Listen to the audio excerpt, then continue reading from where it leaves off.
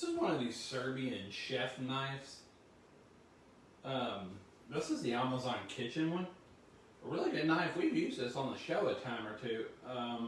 The only real thing about these is that they pit up super fast. These aren't stainless steel, so they pit up super fast. So even though they're a fantastic tool, but I don't use it quite as much as I probably should because I keep treating it. All I really do is wipe it down with oil at the end of it. But they do work really good for stuff like this. If you're going to get one of these Serbian chef knives, just make sure that you are prepared to wipe this thing down with oil every time. Are we right side up? We're good.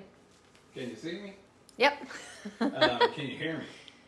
Yes. We're going with yes. So we did a few tests with our goodies just a minute ago, and it didn't really go as planned. So anyway, we've got a $100 microphone so far that's worthless, completely worthless. So we're still working on it. We're back to our oldest technology. So we're just gonna have to talk louder. We just gotta talk loud. And no matter how much things go around, what's the word? What's that saying I'm looking for? No matter how much things change, they stay the same. That's kind of how we've ended up here. Yeah. So. A circle, at any point in the circle, we're coming right back around to where we were. So anyway, I was talking about this. Wait, Keaton's in the kitchen. We're back.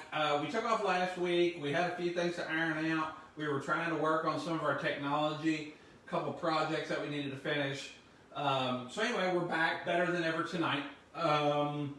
And what we're going to do is we've kind of been doing our summer vegetable series. So we've been doing zucchini, yellow squash, and all that. Well, what we have now is a spaghetti squash. Show them the outside. Yeah. Our spaghetti squash. This is like a hybrid spaghetti squash. It's called a sugar squash. I've never grown it before, but I will say this much: we have about 50 of them. So we cooked one up. We went down to the garden. They're just now starting to be ready for harvest. They're kind of the vines are still green. They're starting to die back. However, if you pick a spaghetti squash before your vine dries completely out, you have to use it right away. If you're wanting to pick spaghetti squash to store, you have to wait until this is completely brown dry. Then it just easily breaks off the vine. They should pop right off. They should pop right off. So we see went how down. that's green. Yeah. So we had to cook them immediately. They need another week or two. Yeah. So all in all, if you want to store your spaghetti squash, you need to wait probably another week or so if you're around this area. But anyway, this is a hybrid, so it looks differently on the outside, but it is the same on the inside. We cooked one up last night, and the only thing we noticed was that it was slightly sweeter. It was a little bit sweeter. Normally they're like a cream color on the outside, kind of a uniform cream color. Or yellow. Yellow, whatever. Yeah, you may want to turn your skillet on too. One of the characteristics of all spaghetti squash, and the great thing about these is you can do anything with these. Yeah. Sarah does a buffalo chicken. Ooh, that's so out of this world. You can do what we're going to do tonight, which is like a chicken pesto. You can do a regular pasta sauce with your meat, just like you would. You can make pizzas out of You them. can make pizzas that are incredible. But one of the defining characteristics is if you've never used spaghetti squash, these things are extremely hard on the outside, and I mean extremely hard. What this does is, it means that you have to be very careful when you're cutting these and you're using these. To give you a for instance, we've got this knife here. Let me stop you real quick. Preheat your oven, 400 degrees. Have yourself a baking pan. Our halves are actually already in because they do take time to cook. So let's just preference that. You're probably not going to be able to cook along with us because we don't have an hour to spend on You'll Facebook get Live. caught up. You can do everything we're going to do and just have it ready. But go ahead and get your spaghetti. Go ahead and get your oven on 400 degrees. Right. And have a baking pan. Everybody knows I keep my knives our knives razor sharp. I'll give you a for instance on this. So this knife right here, this is me really. I shoot super hard. And so far with that knife went in about that far. These little light frame knives won't do it when it comes to this. won't do it safely. Right. So you go to the biggest knife you have. What knife was it that I tried to cut it You with? had it with that with the little Shawn knife, the one that tricked her. This one? Yeah. And Like, she was even this wasn't a big enough knife. right, she was hacking away on that thing last night.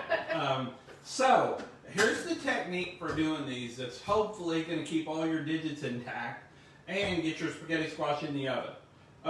Again, super hard, and you're starting off with a whole one. This is So it's half round. right, so it's going to be round. Imagine this is round. We used the other half last night, but imagine this is round. Lay it on your board and roll it till it stops. Find the flattest part on it when it stops. So once you've done that, you take the point of your heaviest bladed knife. You put the point roughly in the center of it, and if you need to get a towel or something to make this easier, get one. Pound on this handle until it goes all the way through. You can kind of wedge it, whatever you need to do to get that through there. So there, it's all the way. Now, again, this is only halfway, but you would keep doing this until it's all the way through to the other side. Once you have this through, press down on this until it cuts all the way through it. Mm-hmm. And ladies, this is why you keep your man around. Pull your knife out. Be extremely careful doing that. These things are notorious for you get your knife right here and you can't get it in or out. Just wedge it back and forth, wedge it, till it comes out. Turn it around. Now you've got to cut basically halfway through lengthwise and all the way through it widthwise. When you do this, put your knife the other way back into the same cut, pound it all the way till it stops, and then cut down through this side. Keeping all of your fingers clear of this blade because this blade is notorious for doing this or for going whack right through it. You don't want it really doing either one of those with your fingers in the way. So press down, give it a little notch like so. Now, the other thing to keep in mind, I have this thing 99% of the way through. What I've ran into is this core. If this thing is brown like it should be, you can break that off. You really want to break this off prior to trying to slice this thing in half. My knife, even this big knife, will not want to cut through this thing. Yeah. It does not want to cut through that. So what you can do is, before you start, take that off. And then when you come down through here, it's still going to be hard, but Oh God. you can get I was not it. expecting that. Then you can get it down through there. So now you have it in half. Right.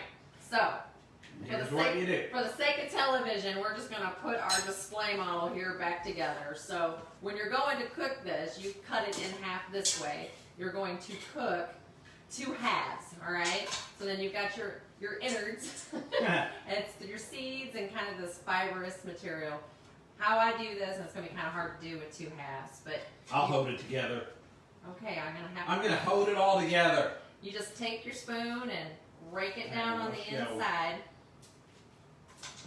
You know, kind of like you do the pumpkin. But you want to leave this intact, thick flesh alone. Yeah, you can keep spooning this and pulling out flesh and it looks like, oh, I've still got more. That's because it's wanting to shred up into quote-unquote spaghetti squash. Right. Yeah, into spaghetti. So don't keep raking it. Just get the majority of it out and your seeds out. So let me show them, Matt. Like so. Okay? And a little side note, like you roast pumpkin seeds, you can roast spaghetti squash seeds, and they are tasty. I mean, so if you want to take the time to clean them all out and put a little salt and olive oil on them and throw them into the oven after you pull your squash out, it makes a good snack. Almost like Pepito. Yes, exactly. So from there, what you're going to do is you're going to take some olive oil and I'm gonna bring this over. I just basically, ooh, well, I got a little carried away there. She just olive oiled the cutting board, Everything. the squash. That's a little too much, folks, but you know, you get the idea. You're going to do the inside and you're going to do the outside. And there's this whole debate about whether or not you roast your spaghetti squash with the cut side up or the cut side down. I always do mine with the cut side down. The reason being is this little area down here creates an area for steam to build, and I think it cooks the spaghetti squash faster than if I have it up like this. So it kind of traps that steam in there. Either way, it'll cook, but Either way, yeah, but I face think it down's cooks probably faster better. this way. Right. That's my opinion.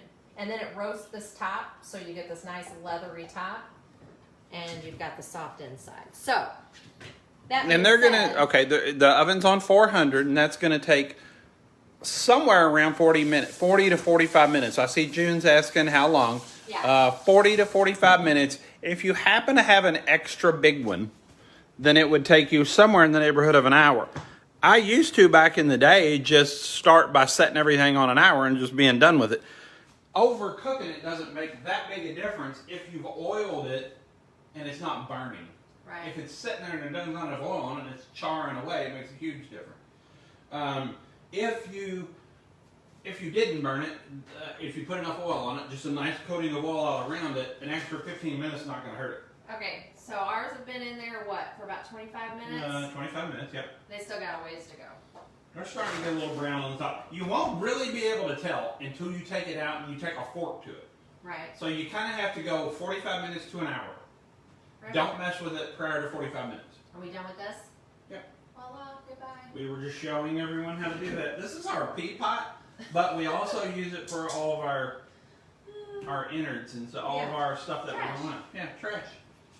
All It's right. not really a pea pot, but I think it used to be, right? it was probably at one time a pea pot. Now you got to be old and probably from the south.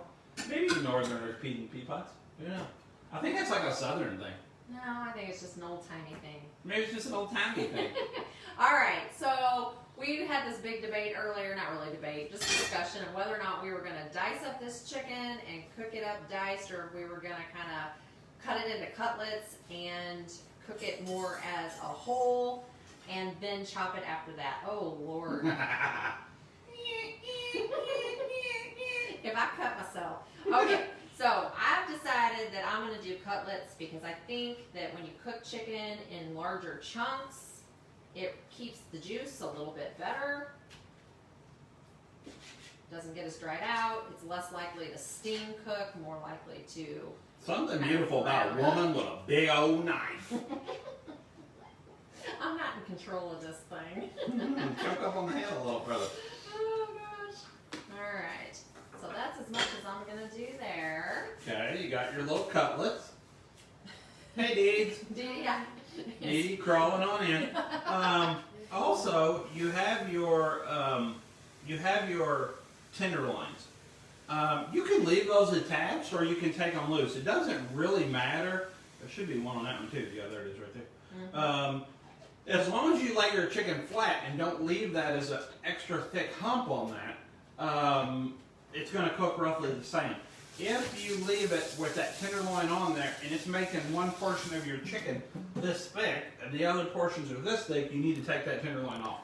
June Mefford wants to know how long you should cook the spaghetti squash. Okay, yeah, we just talked about that just a minute ago. 45 minutes to an hour.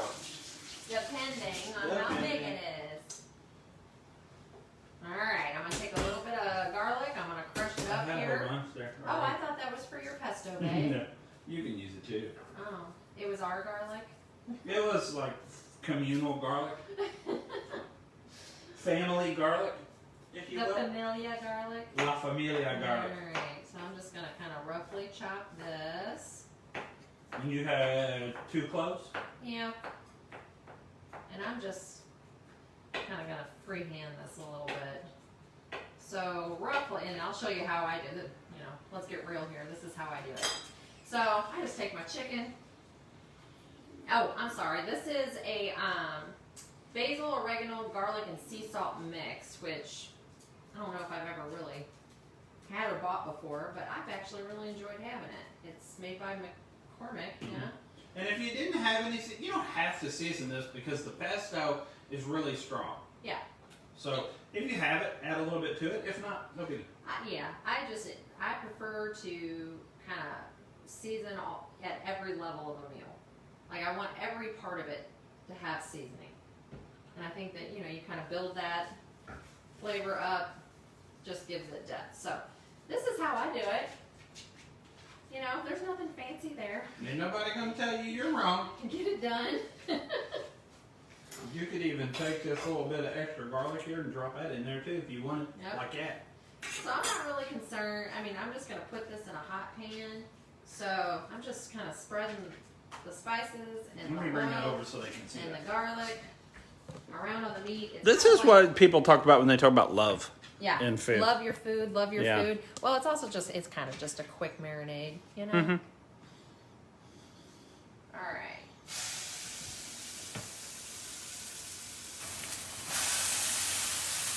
Notice she didn't treat that skillet because she put a lot of the olive oil on the chicken itself.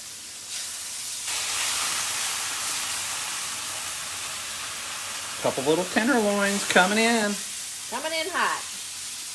All right. Now when you, You want to try to space them out. So, ooh, my hands are a mess. and when you slice that chicken kind of thin like that, you're gonna wash those. Yes, thank you. When you slice that chicken thin like that, they're not gonna take very long. Nope. So just try to, give them enough space so they're not steaming each other. They're brown. What's up, dudes? Already the edges, you'll see those edges starting to cook. See those chunks of garlic on there? Fighting with her utensils.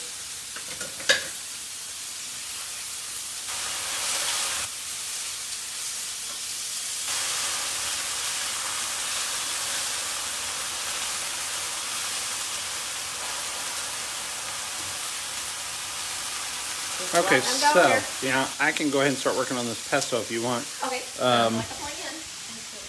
We'll switch this around. What's up with you? Remember cognitive gas. All right, so what we have for our pesto, really, I don't know how we're gonna watch this over here unless you bring it. I'll just turn. Okay, can you see that? Mm-hmm. I sure can. What we've got is basil. I set on there, I think, a cup. That's hard to measure when it comes to leaves.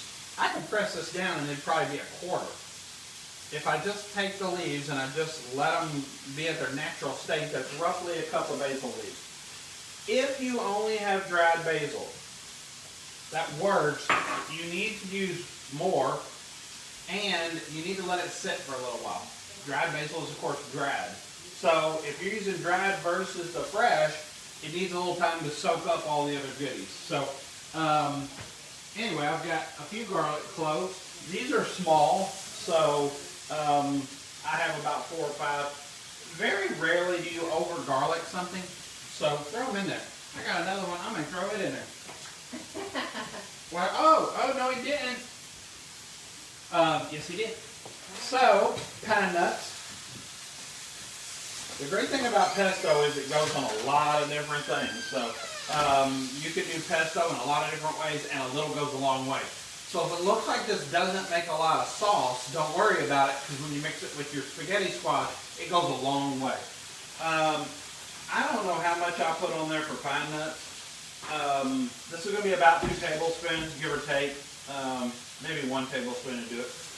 These smell really weird. They smell rotten, so I'm going to use a little extra.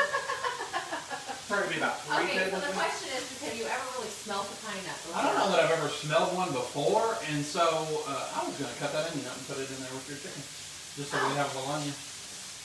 Okay. No, you can toss them in there if you want. Okay. Anyway, they smell rotten, so maybe that's how all pine nuts smell. Maybe I've just never smelled a pine nut before. I've got some roasted red pepper. This is not always in pesto. I like it because it adds a little color to it and it adds a little splash of flavor. So I'm going to put in, this is about 1/2 of a roasted pepper. So if you buy your peppers at the store on sale when red and green and yellow peppers are 97 cents a piece, bring those home, turn the gas on your stove, set them right over the grid gas, roll them until they're charred all the way around, put them in a Ziploc bag and let them cool, peel them, and then put a little bit of olive oil in there, put them back in the bag and freeze them. Then you've got what normally costs $5. Yeah. You've got $3 in a whole bunch of it. Anyway, this would be about 1/2 of a pepper. That's today's tip, by the way, too, on making your own homemade roasted peppers and saving a bunch of money. Parmesan, You can't use too much Parmesan in this, no matter how much you add. You could add this jar, and it wouldn't be too much. I'm going to add about a half a cup to start. And then I'm going to add some olive oil. You're not going to know how much oil until you start to pulse this. So no matter what I put here is wrong, so I'll just dump some in. Then, once I start seeing how this pulse is down, I'll know. When you do this, I think it's always best to start with a few pulses before you turn it on. It seems like that moves everything around in there better, and you get a whole lot more even sauce than if you just hit on. So I know you can't hear me when I do this, so I'm going to pulse it a few times, and then I'm going to turn it on for a minute.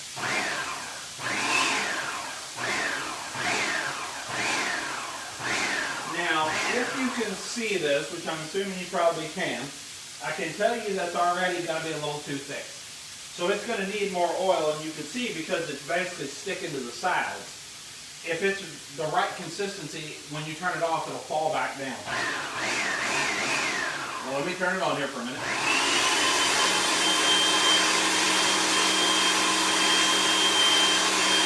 And this knocks some of the bigger pieces down in it. So then, again, you can't hear me when this thing's running, I know.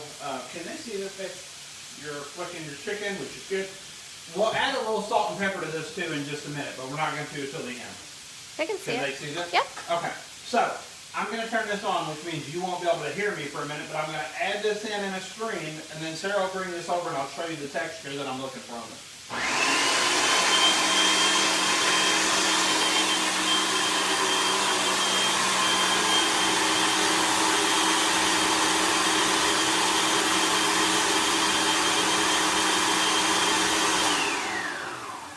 Okay, now, notice how it all fell off the side. I'm going to pulse this so you can see it and watch it fall off the side. See how all that levels back out? Before, when I did that, it stayed stuck up here on the side. So I know the texture's getting about right. I know it's going to need some salt and pepper, so let me add a little of that. Be about a half a teaspoon of salt, give or take. You don't want to over salt. I just slung that none of it made it in there. It literally just went everywhere other than in there. Okay, so there's that. I'm going to take the lid off the pepper because I want about half a teaspoon of pepper. Ooh, it smells good. I can smell it. Oh yeah, so I got my spoon here, and I'll kind of mix this in. Now, again, you're going to notice there's not a lot of sauce to this. This is only about maybe a 1/4 inch in the bottom of this thing. So I kind of mix that up a little bit, then I'm going to taste it, and I'm going to see if it needs anything else. That is literally one of the world's greatest sauces. Oh gosh, yeah. It is so simple. It is so good. Gosh, that's a taste of summer. Oh my gosh, it's fantastic. If you got fresh basil, throw it in there. You could roast your own red pepper. Spread it on some tomatoes. You got could go out garden west fresh and tomatoes. get a bunch of pine cones and find your own pine nuts. You could raise your own peppercorn plant and get your own pepper. Oh my. You could have your own salt mine and get your own salt. Whew. Oh, you could just do this whole thing at home. Yes. Oh, that's delicious though. Seriously, if you've got some tomatoes, slice those suckers up and yeah. drizzle that over the top. There's nothing better on Or earth. if you had some toast, Toast. like those little crostinis or those little Melba toasts, spread that on there and make it almost like a bruschetta. Yeah. Oh yeah. Yum. Okay, so here's our texture. Oh That's yeah. all that took. So let me take my little thing out of here. Try and get as much off of this as you can because that's all your flavor that's going on your spaghetti squash right there. So try and get as much of that off as you can. And you notice how that roasted red pepper gave that a nice little color too. Mm-hmm. Yep, it's kind of a beautiful little orange color. But that's the same. So now what we need is, you gonna drop these onions in there? I was in a little bit. Yeah. That's almost done, probably. Isn't it? Yeah. I'm gonna do it when I bring the chicken out. Okay. All right. So we got our pesto made. Our spaghetti squash have been in there now for about 15 and 22. That's 22, 15, that's 37 minutes. So they're going to need a few more minutes. Let me bring it over and show you Sarah's chicken. Where this is at. This meal is going to come together super fast. I'm hoping that spaghetti squash is gonna be done. Oh, it's going to be done. We're going to shred that sucker no matter what. Chicken's looking fantastic. So my smaller pieces. Now show them how you can press down on the top of that and see if it's done. Okay, my smaller pieces, we're pressing down. Sometimes you can see the juices running. The juices are running clear. Okay, my good. Smaller pieces are done. So you got a good color. Okay. Oh, that's beautiful. And color is flavor. All right. Okay. So that's part of the reason why I wanted to keep them in larger chunks. You get a little bit more of that because you get less of the steaming effect. Oh yeah, you can see where that's cooked through on the ends. All right. This one's still needing a little more time. This big guy's still needing a little more time. This one's still needing a little bit more time. Bring that more towards the center of the pan. Anytime you got chicken that still has this on it, not done cooking, okay? Yeah, where it comes up those little white mounds. You're looking for clear juice.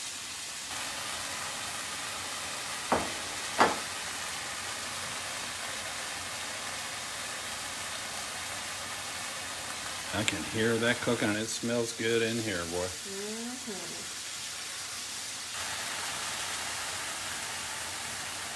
Who knew we'd be waiting on chicken? I know, yeah, I would have thought that would have went pretty quick. We probably, if you have those real thick breasts, which is what those were, you probably could cut those again. You could cut a piece off the top, and then you could cut like a section out of the middle of that as well, and make that go a whole lot faster.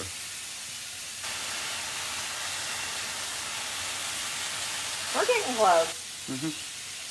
And they'll continue to cook for a few minutes after you take them out of the skillet. You know, everybody talks about cooking a steak and letting the steak sit. I feel the same way about every piece of meat. Like, you cook it, don't, especially if you're cooking a chunk of meat, don't go in and cut it immediately because you lose all the juice. So let it sit. So those are over there, they're resting. They'll continue to cook there, but they're also, you know, not losing any juice either. A lot of people overcook chicken, but that's my soapbox right there. Shrimp and chicken. Yeah. The two most overcooked things you get at a restaurant. I mean, don't get me wrong. It's important to make sure your chicken's cooked through, but people go over and beyond that, and then it's just really tough and loses a lot of its flavor and moisture.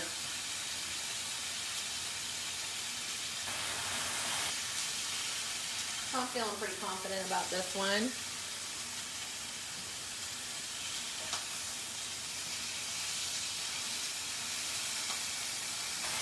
I'll go ahead and put these onions in around. I'll let them pick up some of that brown stuff in the skillet. Once again, colors, flavor. Oops.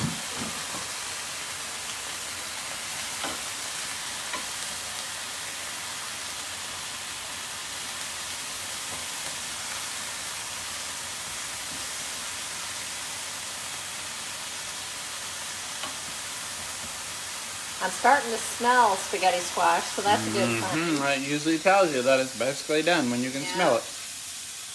You got to use the snaz when it comes to cooking. A lot of things are done when you smell them. I'm feeling pretty good about that one. Oh yeah. Look at those onions. Sauteing up beautifully. Those are onions that we grew in the garden too. Boy, they are absolutely beautiful and they have been delicious. Yeah, Shawn grew some beautiful onions. Raised beds, I'm telling you. Yeah, beautiful onions. I've never seen such a beautiful onion. I know, I peeled that one earlier and that should have went in some kind of peeled onion contest. So those onions, I'm just kind of tossing around this pan here, and they're just kind of picking up all that flavor that was residual there.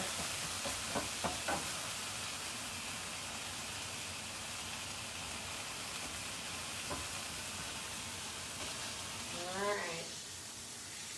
Feeling pretty confident there. Yep. We're going to let that sit, finish up with these onions. Let's see, something else here. And they look really good. Here's our plate of chicken. looking incredible, by the way. And let me see, we're gonna be at 45 minutes in just a minute. I'm getting ready to pull those spaghetti squash. Okay. Okay, we're just gonna use So- this another minute or so. Let's set this down and I'm gonna pull out these spaghetti squash Okay. and we're gonna see what we got. That chicken looks phenomenal. Oh yeah, it smells delicious too.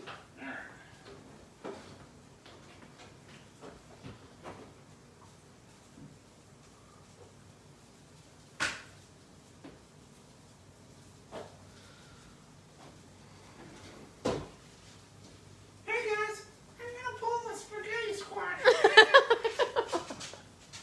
Let's see. Oh, probably cooked now. It takes on a real dark color and a real almondy smell as it cooks.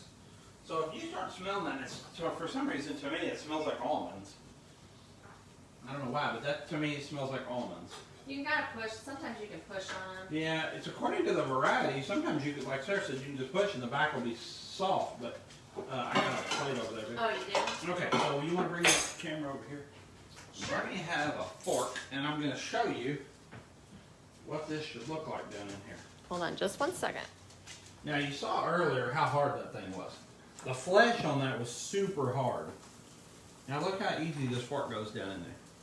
So you can take this now, and the reason why it has the name spaghetti squash, you gotta have something. If you wait till these cool off a little bit, Yeah. it's a lot easier. However, we don't have that. I don't think ability that's here. the right glove for that. I don't know. We don't have the right ability here, or the ability to do that here with everybody just sitting here watching. So I'm gonna see if I can shred these up as is without doing that. Put your fork in there. Twist it, and you notice how it starts to look like spaghetti. Basically, that's exactly what it is. Not exactly, because spaghetti's made out of wheat. But that's similar to what you're looking for, is that spaghetti consistency. So take your fork, go in there, shred all that up, and you'll get down, that husk is still pretty hard on that. So you can take your fork all the way down to it. Whew, that's hot even through this thing. Yeah, I'm sure it is. Typically, under a typical circumstance, I would wait and let these sit probably 15 minutes before I tried to do this. But Yeah, but we for wanted to today- do a spaghetti squash, and there's really no easy, quick way to do one, so we're doing the best we can. That's exactly right. And showing everybody what it should look like in all stages. And if you're kind of getting those little pieces out of there that look like they're a little bit big, just take your fork and break them down. Break all that loose from the shell like that. Okay? And then you pour it into your pan. Whew, that is hot.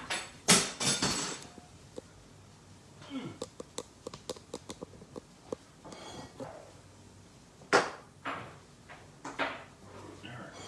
Now, you take your spaghetti squash that's almost impossible to do anything with because it's boiling hot, and you shred this out onto your plate. Whew. Good night. It was cooking. Whew. At 400 for 45 minutes. Right. You don't believe me, just look at it.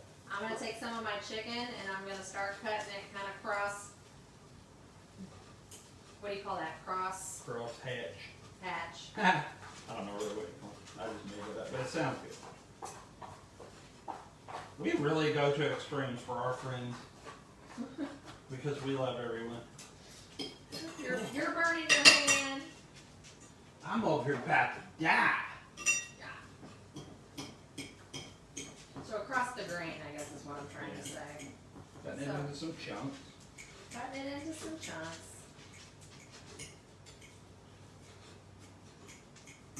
Okay, so you got your first one done. You do the same thing with your second one. While Honey Baby's cutting that up, let's go ahead and shred some of this second one up. Put it in here as well. No reason to waste any of this. They aren't super expensive and they go a long way. One spaghetti squash will feed the whole family. So. This is true, and they also store forever. If you, Oh yeah. you know, if you wait and get them off the vine, or you know, if you buy them at the store, they're sold in a state that they can they can be stored for a little while. Yeah, and if you find them on sale, buy 3 or 4. You put them in the basement. We've kept them a year. Oh yeah. Literally a year in the basement.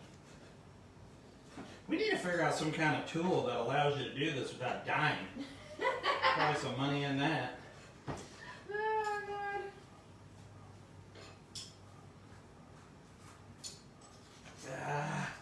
I'm fighting. You poor fella. Fighting.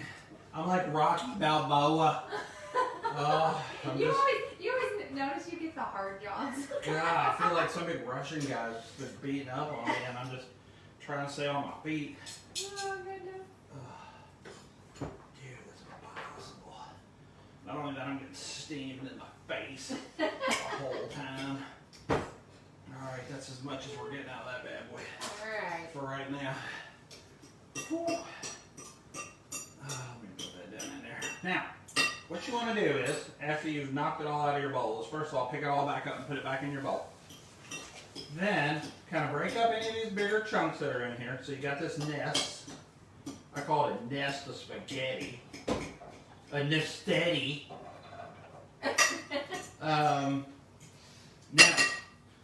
won't think on that too much. Take your pesto. What do you think? Put some of it down in the sauce and then put some Yep. over the top? Yep, so you want to kind of mix this in. You want some of the flavor down in there.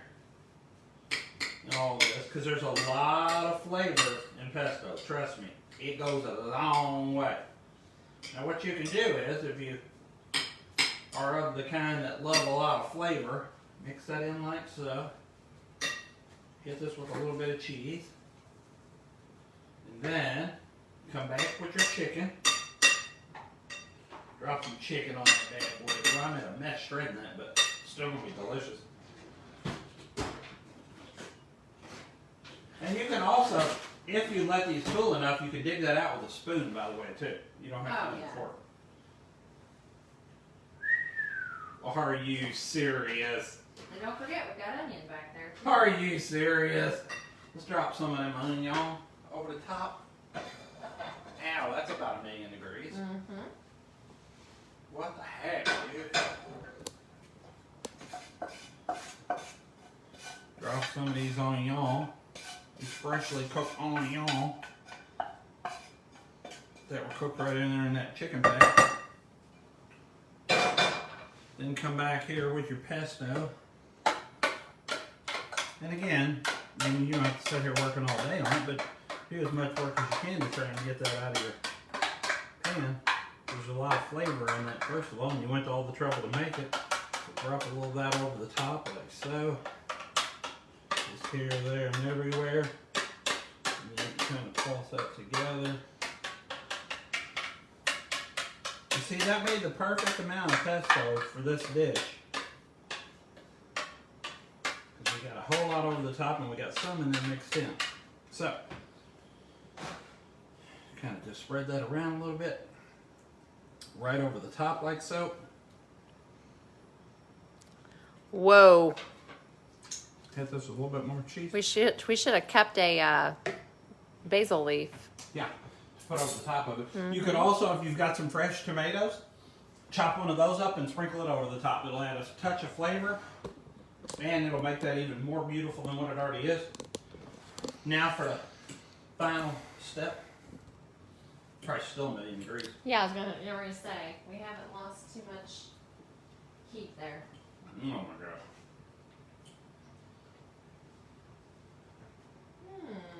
Not overly hot. Not at all. That's delicious. That is seriously one of the best things you'll ever put in your mouth. It's super easy. The sauce is easy, the chicken's easy, the spaghetti squash is easy. It takes a little time, but it's super easy. Super healthy for you. Super healthy. Keto, carbo, gluteno. I don't know if it's all that stuff, but anyway, maybe it is. And be careful cutting up that spaghetti squash. That's going to be your biggest thing, is cutting that spaghetti squash in half and putting it in there. That is outstanding. And hopefully you enjoy it. Next week we'll be back with something just as big and just as good. That's outstanding. If she says that, you know it's good. See you next week.